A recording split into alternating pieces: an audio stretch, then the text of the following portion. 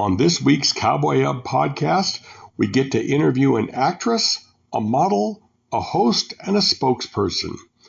As an actress, she's best known for playing the second Tool-Time girl, Heidi Keppert, in Home Improvement, a role which she took over from Pamela Anderson. And as a spokesperson, she was the host of a travel series called Debbe Dunning's Dude Ranch Roundup. Let's have some fun. Let's all welcome Debbe.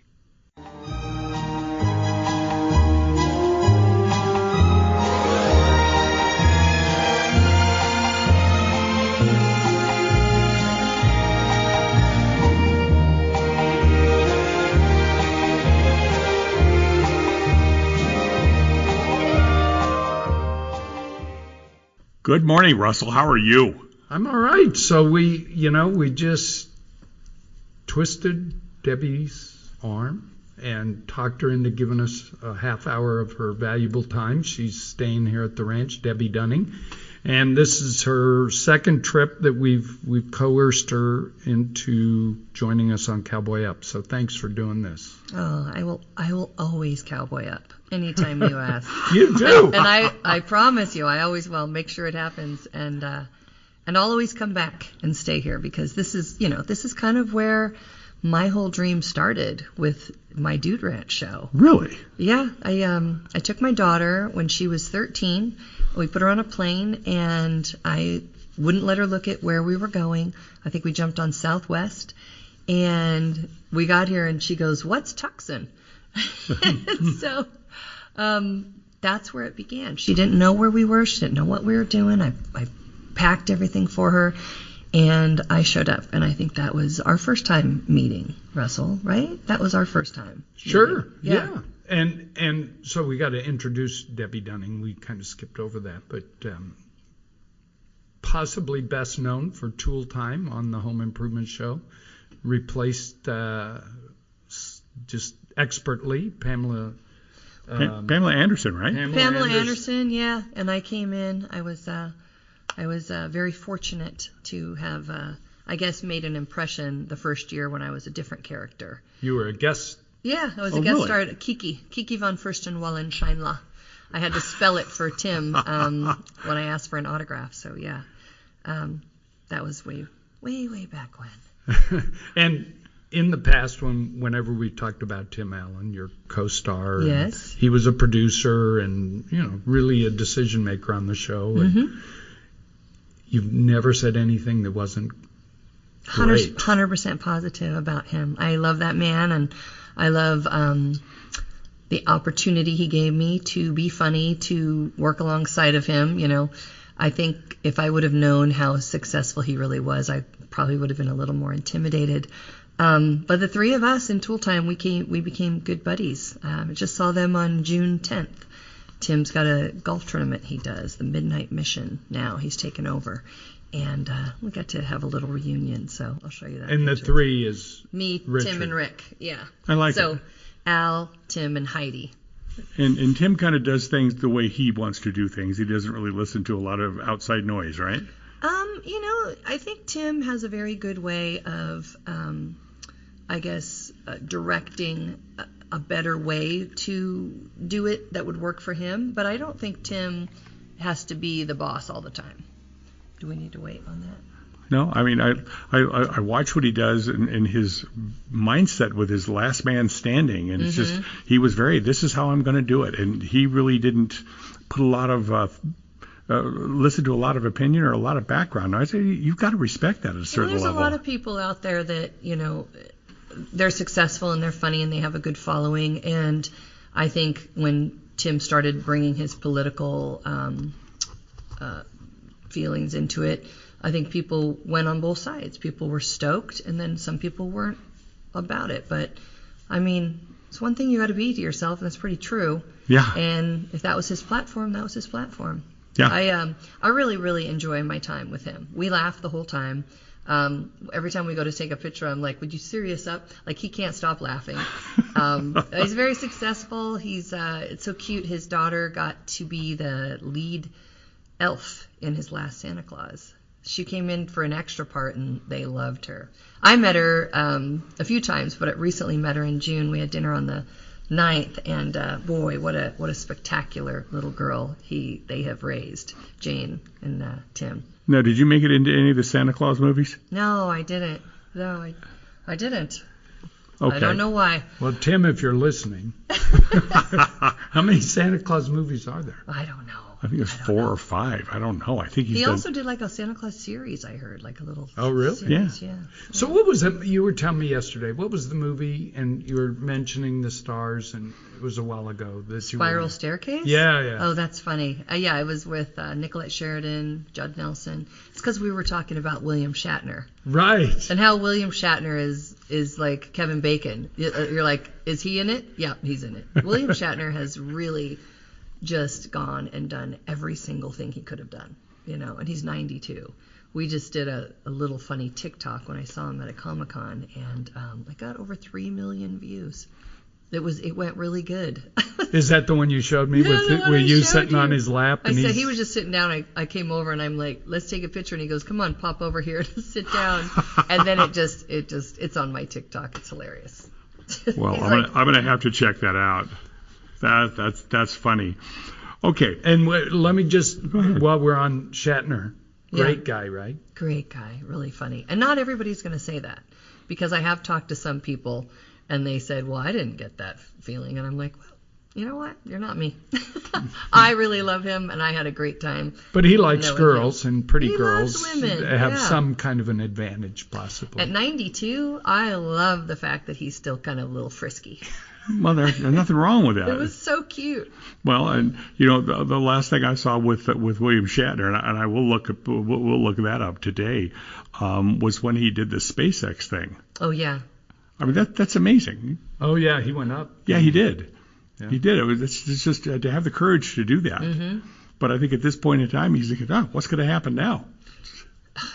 He's living life to the fullest, isn't he? He is. He really is. He is. Okay, now, how was your ride today? Because I know you were supposed to do a ride today, right? I did a ride today. I did a beautiful ride. I really enjoy when I get up and I'm like, okay, I only have 20 minutes. We're going to go take a ride to breakfast.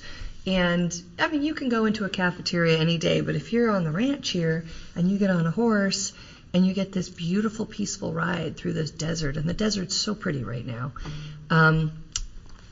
then there's breakfast. Everything's there for you. It's waiting. And, I mean, I don't know. I always say food kind of tastes better when you're on the range. And then we held back a little bit and visited because, I've been here a few times, and, Russell's busy, so I try to catch him a little bit here and there. And then they were nice enough to let us, me and the friend I brought, ride back on our own with one of the Wranglers. So it's really special. That is incredibly special.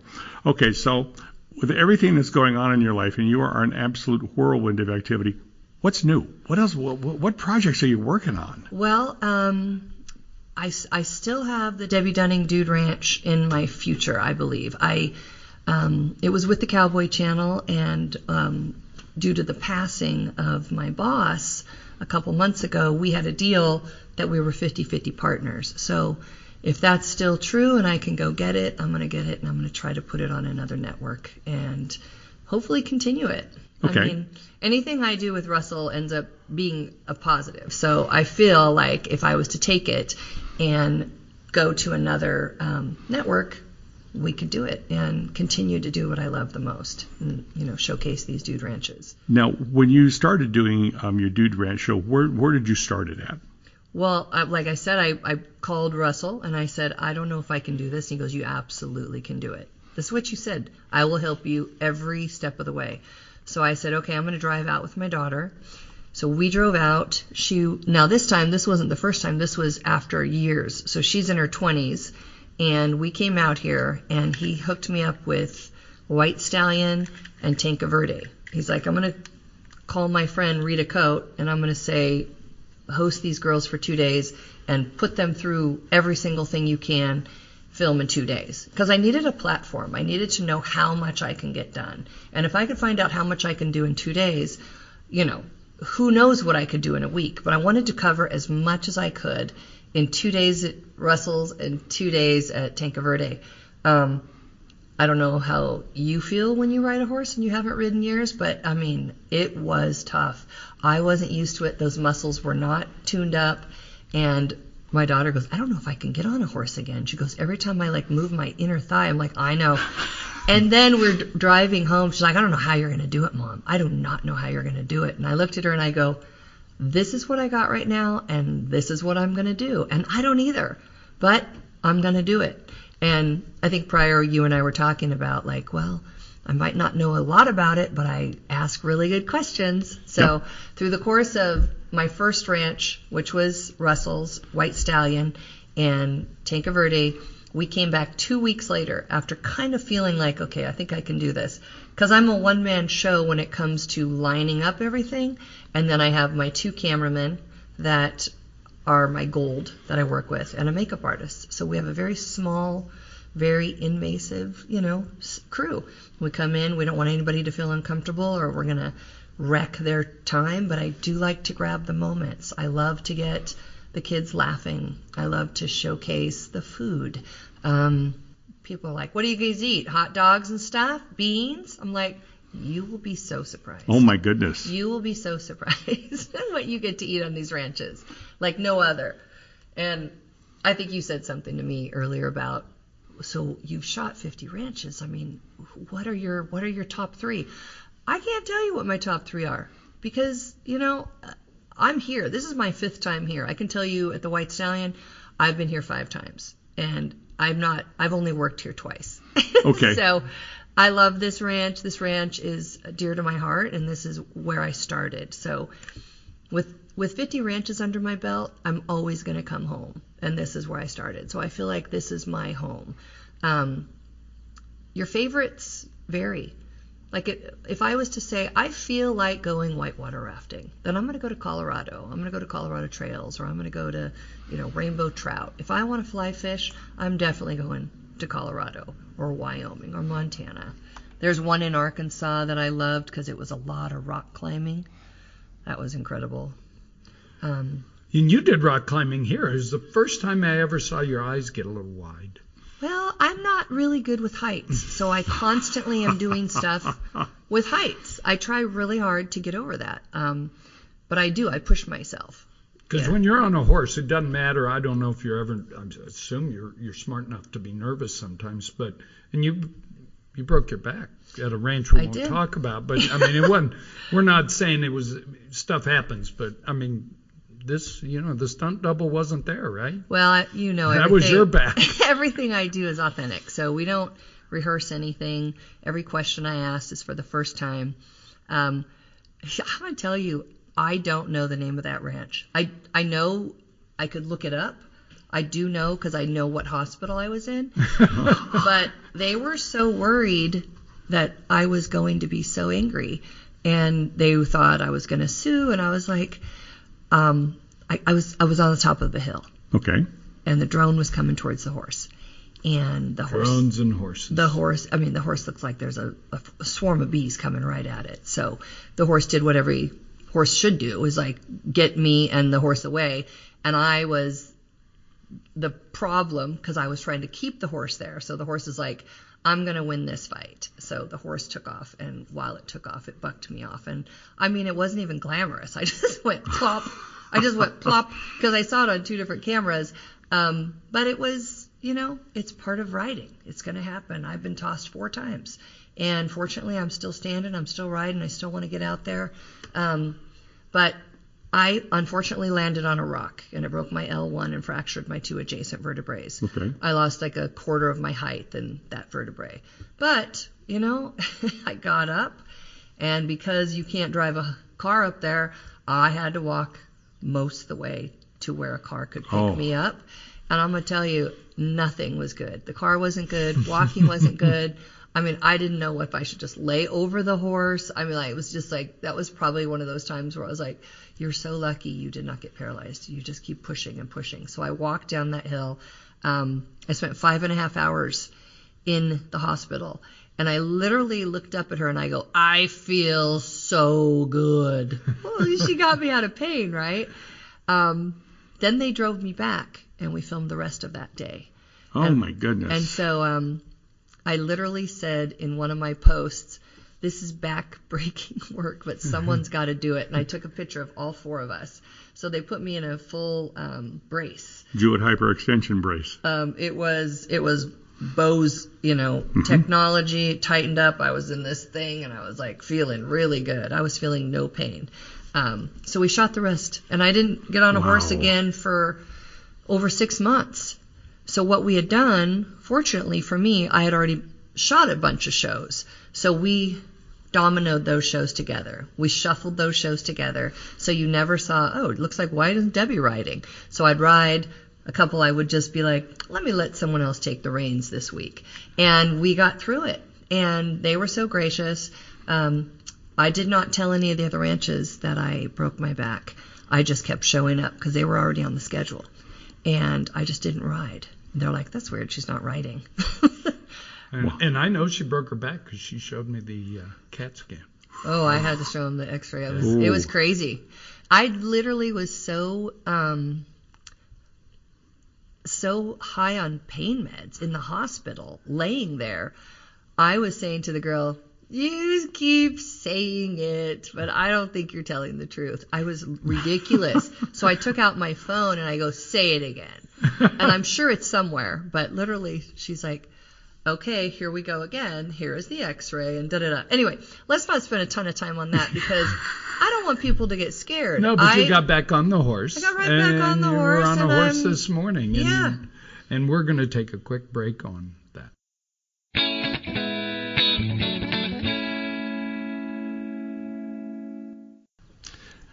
It's sad for me, I guess. Summers are hot here in Tucson, but I hate to see them end because it's kind of when we get stuff done. But it's ending. It's coming toward the end, and this is a great time to visit the DRA Dude Ranchers Association website, particularly if you want to travel without kids, because kids are back in school here shortly. And so DRA ranches, Dude Ranch Association ranches, are a lot of the northern ranches. Great time to visit, a little less busy, fewer kids if you're not a family. In September, some of the ranches into October, and of course that's when southern Arizona kicks back in, and the whole season's ahead of us at the Arizona Dude Ranches and Southern California and other places like that. So finish up those great Wyoming, Montana, Colorado, Idaho, Washington, Oregon, those great vacation spots for Dude Ranch Association members. Just go to the website duderanch.org, O-R-G, duderanch.org, and they've all been vetted. Big process, about 2 years to get to be a member. And whether you're a cow outfit inviting guests in for that experience or a big resort-style ranch or the majority, which are somewhere in between, they've been checked out, they've been approved, they've followed through with inspections, and that's the place to start, duderanch.org.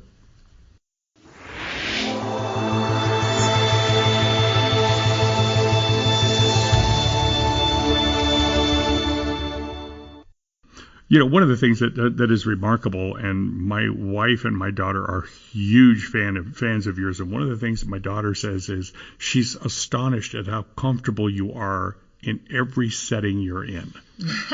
That's nice to say. I mean, it really is. And, I last time I was here, I talked to a couple of single travelers that we had here at White Stallion, and they were talking about how they were going to be here for 2 days, and as soon as they were here for a couple of hours, both of them extended for 3 additional days because of the feeling that they get from White Stallion. Can you comment on that? This is a very normal feeling. A lot of people come to Dude Ranches. They come with their families. They come with their partner. They come alone. And it's the one place where you can come, go through, check everything out, and go, we'll see you later. Kids take off. They get to do all these activities. They meet kids their own age. The parents get to do what they want to do. They can do it together. They can do it separately. The thing about Dude Ranches is there's so many activities and so many different things that there's a lot of men that are like, I don't want to ride a horse. What do you want to do? You want to golf? Do you want to climb a tree? Do you want to climb a rock? Do you want to shoot some guns? You want archery? How about you throw these axes? Men are like, oh yeah, I wonder where that comes from. I love that. And then everybody's happy. And then they come together at dinner and they're all talking. They're not on their devices. They're like talking about their experiences and the impression that they had. And I can't believe we did this all in one day. Like, I said it the first day. I'm like, was that yesterday? She goes, that was this morning. I'm like, oh my goodness. I mean, I've been here for 2 days and I feel like I've been here a week. And I can believe that. It's like you fit a lot more into it. I mean, even the kids that are walking around that you would typically, any place else, you'd see them and they'd have their head down and they'd be looking at their device. Mm-hmm. You don't even see them holding a phone. No. So I think the people are pulling their phones out to take photos, and that's about it here. You have the internet. I mean, if you have to work, you have a area that you can work, and it's quiet. You can get your stuff done, and then you can just drop back into being completely in a dude ranch and on vacation. But go ahead. They should. Well, they don't always. Yeah. Well, but I have talked to some of those people that are here trying to do some work, and they're all pretty honest when they say, just looking at their surroundings here, I don't quite get as much work done as I would normally get done, and I think that's probably a testament to White Stallion, isn't it? Yeah, and this would be probably one of the nicest, quietest place that they could have peace. But you start to look around and you're like, well, I can probably do this later because this is beautiful and I want to be in it. Yeah. So it always surprises me because I feel like I'm such a pro at dude ranches. I think I'm an advanced dude rancher, or whatever you want to say when I show up. But whenever I sit down for a meal, I make sure that what the canvas that I'm going to be looking at is exactly what I want to look at. And I see people facing the wall or something. I'm like, they've got all this around them. They're not enjoying it all. They're not there yet. And don't you see, Russell, it takes a couple days sometimes for people to stop holding their purse and stop making sure they've got everything. They kind of just finally start to trust and let go. Oh, we actually have a probably inappropriate saying for that. We call it the 3-day rule. Okay, see, I see it too. And we say that, because a lot of our guests come from urban, and, urban lifestyles are different. You're shoulder to shoulder, maybe you're getting on the subway, whatever you're doing, and you're sort of having to push your way to the front to survive. Yeah. And pushing your way to the front here is pointless because sure is. There's no advantage to that. And for some people, and I think it's probably more, it's not life-changing, but it makes the experience bigger for them when all of a sudden they realize, they're going to call my name when it's time to get on a horse. I don't have to push to the front. It isn't going to. Yeah. They're going to call my name when my name comes up. They won't run out of horses. And they got my horse back there, and it's going to be. And so I think for those people even more so. But you've been to how many? 50. 50. Wow. That's right. You did 50 ranches, and so you have a broader perspective even than mine, and I've been to a bunch. And well, you own a bunch. You have a totally different perspective. I do. You own a lot, and you have a totally different responsibility. I just get to come and showcase all the good, fun stuff, and then leave. But you also know the behind the scenes too. I do know behind the scenes. You're very good at embedding in, getting to know the staff, so that you can portray the ranch more accurately. Yeah. And you mentioned the ranch Don Imos's in ranch Arkansas, of course, Don Imus. Vermejo. Which is Vermejo. You've been to See Lazy U, where Horseshoe I know you. Canyon, you're talking. Horseshoe Canyon in Arkansas with the rock climbing, closed now to the public. I know. I got on the phone with her. I told her I wanted to come say hi because I was in Arkansas, and she's like, "Well, Amy, we've sold. We're done." Yeah. It eats up a lot of people, this business, because it's all consuming, and the beauty of it is the other side of the coin is it's pretty all consuming. But I remember you telling me about See Lazy U, historic 5-star type ranch outside Granby, and you're getting massage on the table and watching the stream flow underneath. Oh my goodness! So there is a table. So it's a disparity where you look through the face cradle, and it's a glass floor, and you see the water of the stream. So these spas have been placed in areas where even when you're laying flat on your face, you're still seeing stuff. It's just crazy. It's just really crazy. I've been to dude ranches where I got behind that big magnifying glass, and I've created my own fly, and I've literally gone kiss the fly. I'm like, let's see if this works. Dropped the fly at Colorado Trails, or it was outside Colorado Rainbow Trout. Outside Antonito. Dropped it in the water, and while we were filming, boom, caught immediately. So I mean, I had some great experiences. Well, Debbie's had some when she was at our ranch, Rancho de la Osa, on the Mexican border. we had a crazy time. We were looking for petroglyphs, and we parked our dune buggies. What are they? Polarises. UTVs, yeah. Polaris UTVs. Yeah, so we parked those, and we started to walk around, and we were really like filming, but really talking about it and really interested. And I think you said that was the first ones you'd seen over there, right? Well, in that area. So we were pretty new to the ranch, and we had been told not very long before you got there. So we'd only been there about a year.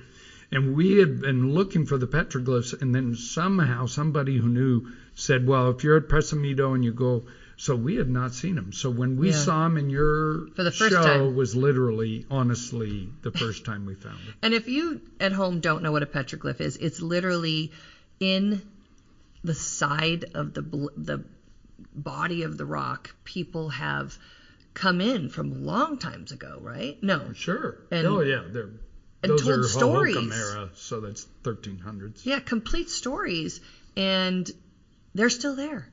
And we got to see them, but anyway, we turned around, and there was somebody trying to cross the border, and he was standing there, so we were all he had crossed the border. Well, somebody who was trying to continue crossing the border, I should say. But anyway, he was a young child, and I was like, oh my goodness, this looks like it could be my son. And so he didn't have a lot of English, and I didn't have any Spanish. I mean, I had a little. I think I did have on the show a little bit. People are probably laughing at me. But we gave him some water, we filled it up, and we wished him on his way. And, kind of walked away from that going, wow, that is a really tough route for a child like that. But yeah. People seen your show, of course, and they come up to me and say, where'd you get that immigrant? Yeah, like we placed him here. Well, they're convinced we made that up. I go, oh no.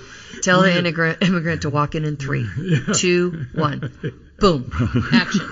But no, it was absolutely, and you being you, because I've shot some shows with you now, and you didn't even miss a beat. You just go over, and he had the classic black water bottle, which was empty. And so you're dumping these, trying to talk Spanish, and trying is terrible. And Ross and I are kind of looking up the hills. And these guys are not dangerous guys. They may be dangerous in some framework, but they're just trying to go get a job. And he wasn't carrying drugs. Some do.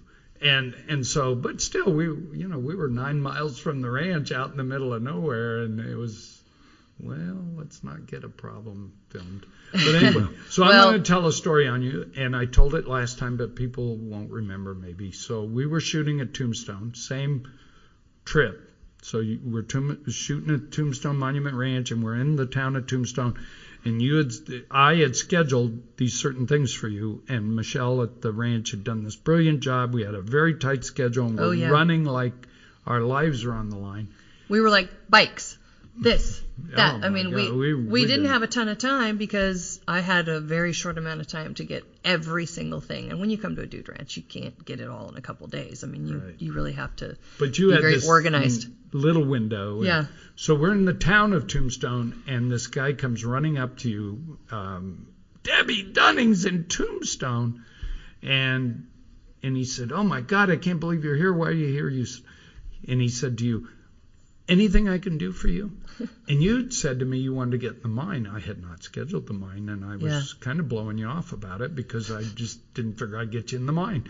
So you said, "Hey, get me in the mine." He goes, "Done." And we go over. He gets you in the mine, short version of the story. that's all shot. We're done. We're back on the schedule. I'm trying to keep us moving.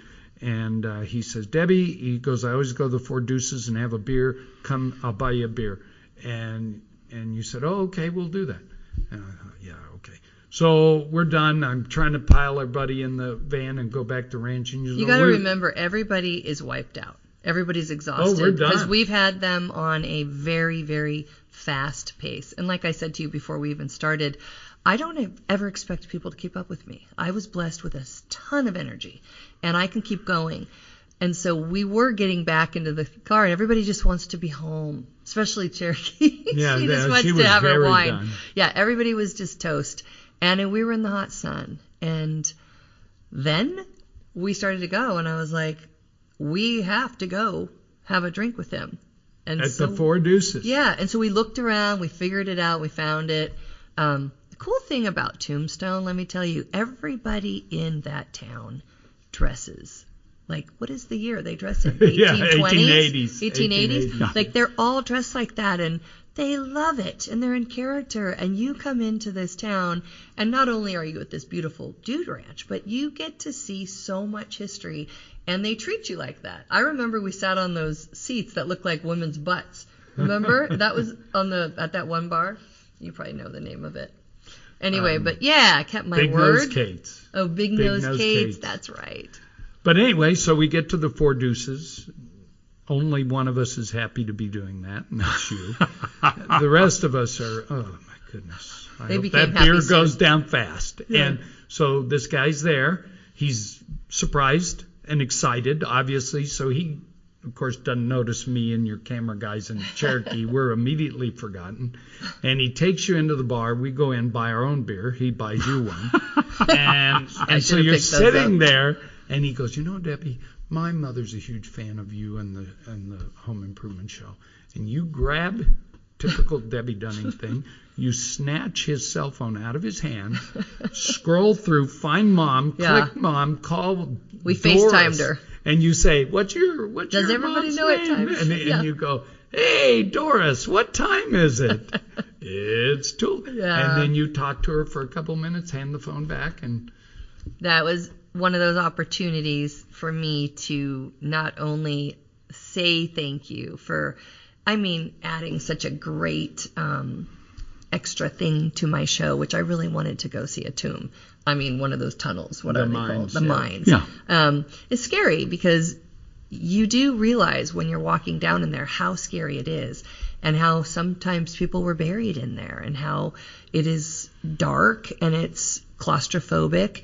And for me, that's a big thing. I'm a little claustrophobic. But to get into there and just think about the lives and the hard work that these people did, it takes your breath away. So that was an incredible gift he gave me. So I had to make sure that I thanked him with all I had. Really. You did. You made his day. I'm still struggling with the story that you exhausted this man. I don't even believe that.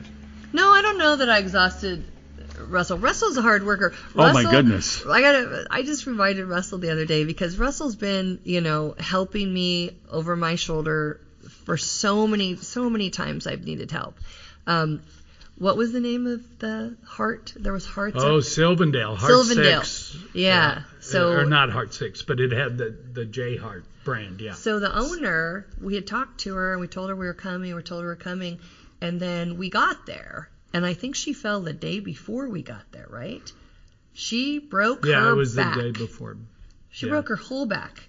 And she didn't have... Hiking alone. Hiking by herself. Oh, my goodness. So I hadn't broke my back yet. She had to walk all the way back. And she was so excited to do this show. And I told her, I was like crying for her, because I was like, I can't even imagine. I go, don't worry, Russell's here. And you were. And she's like, oh, it makes me feel so much better. And it's really a lot of people probably do. But he was so funny. We had an inner tube, and the water was freezing cold. We had an inner tube shot where I thought it would be really cute to look like the water was really comfortable. And we would take the inner tubes all together, and then Russell was just going to kind of push us out a little bit. And the cameraman could, I don't even know what happened. But Russell went into, we weren't ready to shoot. And we started to float. And so Russell of course, full shoes in the water. He steps with his cowboy boot and slips out. He just falls. I remember my into cameraman. the water. Yes, Yeah. straight into the ice cold rocky water where you can still walk. So it's not a very safe place. And I remember, what was it? Matt goes, "Russell's down," and we were like, "Oh gosh." I think I jumped up and grabbed your phone out of the water because it was, when you have a little bit of a current and your foot slips out. I mean, now you're the waters person. You're like, okay, absolutely. what am I doing? The water's now in control. Yeah, but it was so funny. He was sopping wet. We stood up. We laughed. I grabbed his phone. Like my main concern was his phone. But Yeah, Well, she I has could- priorities. But when you talk told. about going the extra mile, this guy. Yeah, he does that, and Yeah. there's no question. Okay, I have to ask because this has been in the media. In fact, I read about it yesterday morning. They're talking about Tool Time coming back under a new name. Let's see. I think they're going to call it Shifting Gears. Do you know anything about that? Have you Don't talked to get me anybody? excited. Well, this is just what Where they're did saying. you hear this? Let's see. On one of the media, Tim Allen is reportedly headed back to Disney after it was announced that he might return to ABC with a new comedy pilot. Oh, well, that's his pilot. Okay. That's his pilot. It's not Home Improvement though. But it's with Richard. I didn't hear that. Yes, that was the scuttlebutt that I happened to hear yesterday morning, and I thought, well, this ties in nicely. So I figure I'm going to go to the best source I have, which is Debbe Dunning. Have you heard anything about this? I have not. I knew Tim had a show that he has had that he wrote and he wanted to do where he's a grandfather. And that's like a single grandfather, and that was the premises. So I don't know. I'll have to make a phone call on the way home. I think a phone call might be in order. Yeah. Because that's it's exciting stuff. Because I see people like you, and you're an absolute icon in this show. Let's be honest. Well, that's a lot to say for a person who had the least amount of things to do. But Well, thank you. I don't know that that's the case. You look at so many of these shows that appears somebody who has the least amount to do, but they actually tie the entire show together. Well, thank you. That's such a nice thing to say. And it's just reality. I mean, I'm reminded of 2.5 Men, and the housekeeper, Roberta, I think tied the whole show together. And I think in many cases you did. Well, thank you. On I'll take it. you, So, circling back because we're out of time. Since you are actually one of the premier dude ranch experts in the country, I mean, there aren't many who've been to 50 and really delved in and gotten behind the scenes and worked with the owners and the staff. It's a diverse group. It is a diverse group, and I've seen every type of personality. I can't help but want to give my 2 cents sometimes, but I don't want to be that girl. But I almost feel like I could come into a dude ranch and stay there and kind of check it out, and then after like 3 or 4 days have a meeting, and not just with the owner, but with every single person in that meeting, and say, this is what I think, this is just my opinion, it's all it is, it's like everybody has one, right? But this is what I would think would make this place better, and this is where I think we're lacking, because I can't help it. That's just who I am. Like, it's just my personality. But I almost feel like I'm not that smart, but I'm pretty smart when it comes to dude ranches. And when I see something like the head wrangler walk up and go, "Yes, ma'am, how are you today, ma'am?" and be very, very sweet like that, I'm like, that's 100%. They should all be doing that. They should make you feel comfortable. And then there's other things, not at this ranch, but I've been at other ranches where I was like, oh my gosh, that lady almost hit me with a car. Me and Cherokee. Remember I told you about that woman? And so I feel like I could, in a really nice way, go into ranches and go, this is what I think. I'm just going to give you my 2 cents. But you could, and most ranches, almost all of us would be benefited by it. I mean, it was hard for us over the years, and you have to take those constructive criticism or third person opinions. critiques. They're valuable. But the other side of the coin, what would you tell a guest who's looking for a dude ranch? How do they find the right one? Well, I mean, I've shot so many, and you can look at YouTube and you can see all the ranches that I've shot. But you got to think about what that person's interests are. Are they more, just want to ride horses all the time? So you kind of have to fine tune what their interests are. Because when people say to me, "What's your favorite dude ranch?" I say, "Well, what is it that you like to do?" Because they don't want to know what my favorite dude ranch is. They want to know where they want to go. So I just turn it around and interview them. And I was like, well, you've got kids. You want to have a break. You want to have a $200 bottle of wine. See Lazy You. You want to be, pause up. You want to have everything done for you. Pause up.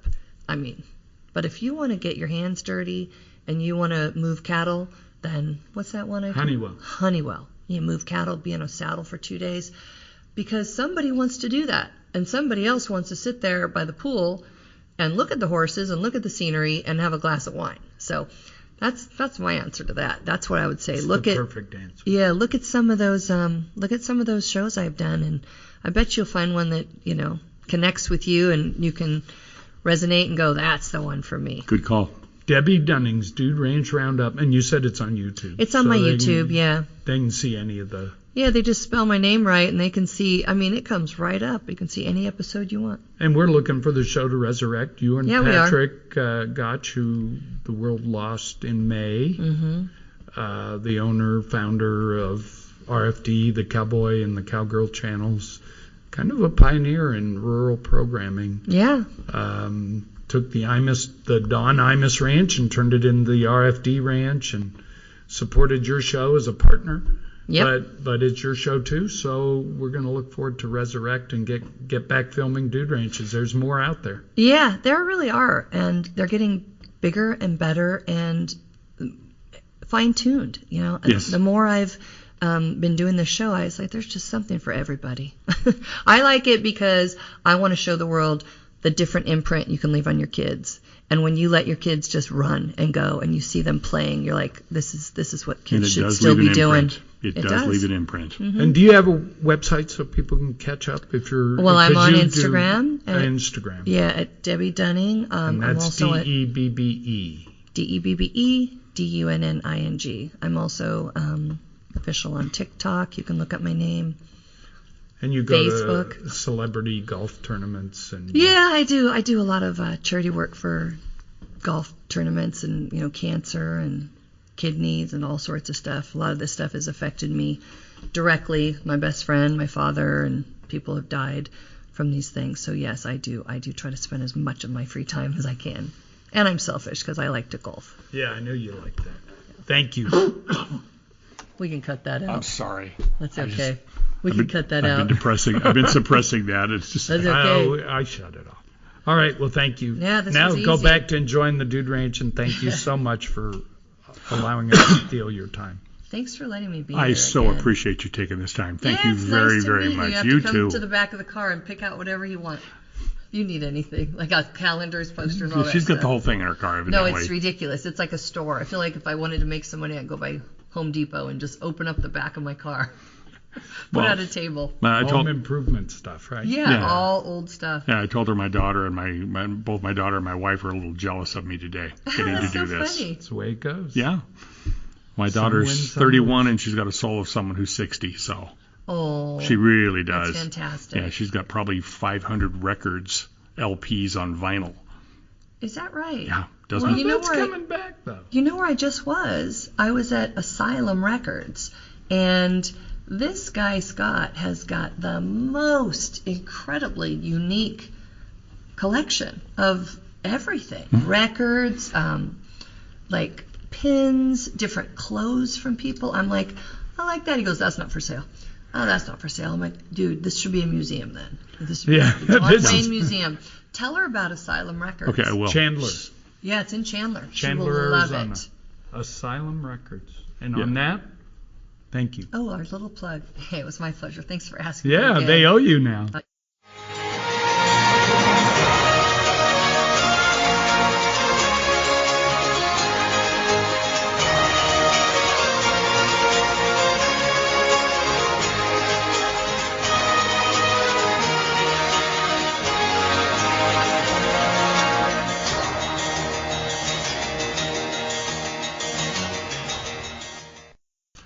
We've got some great things coming up here at White Stallion. One of our favorite times of the year is when we put together special events for special people, and we've got 3 coming up between now and just after the first of the year. We've got Yoga on Horses with Kathy Woods. We've got Unbridled, and we've got Cactus Cowgirls. You can find more information about each one of those on our website, whitestallion.com. And they're just remarkably enjoyable events.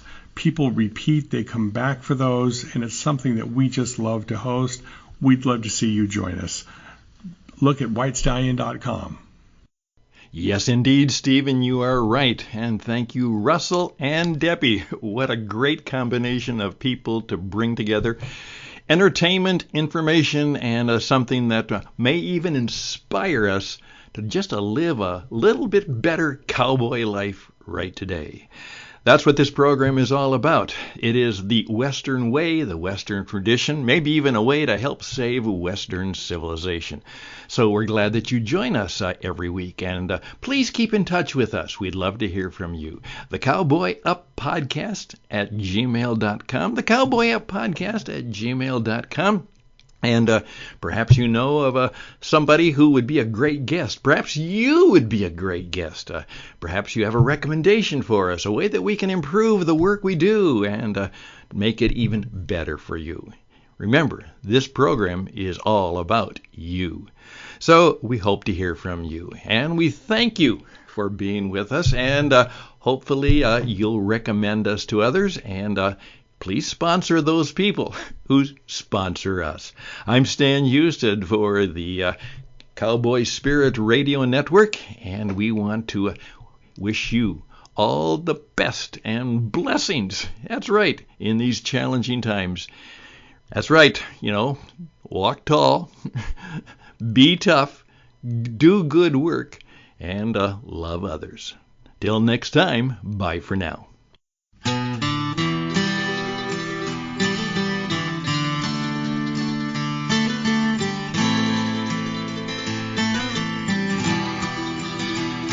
Storm rolled in from the western sky. 2,000 head of steers took flight. Good night paid those boys to ride, and by damn they would, though some might die. Don't say goodbye to the cowboy way. Tradition lives, and it's here to stay. 100 years and growing strong today. So don't say goodbye to the cowboy way.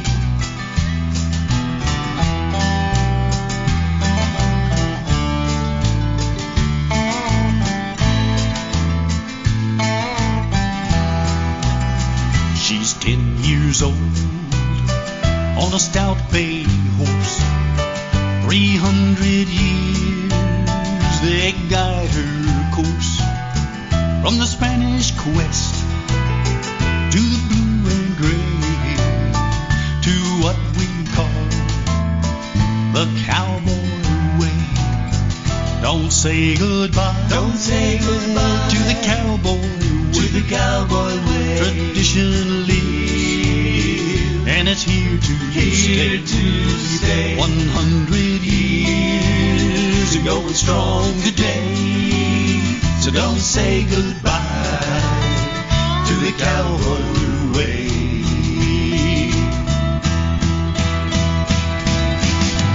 Rawhide and steel, hooves and horns, legacy to the yet unborn.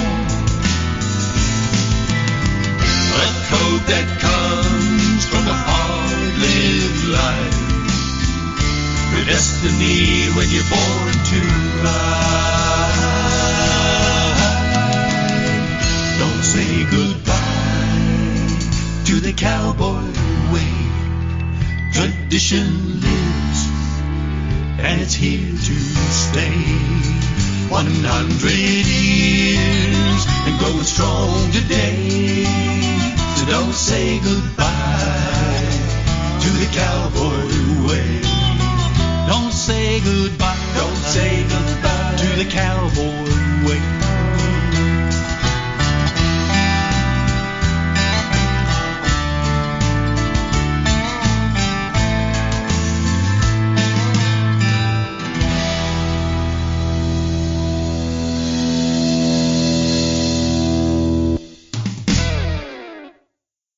And a producer's a tip of the hat and a thank you to Jim Jones and his posse for the song we love, Don't Say Goodbye to the Cowboy Way.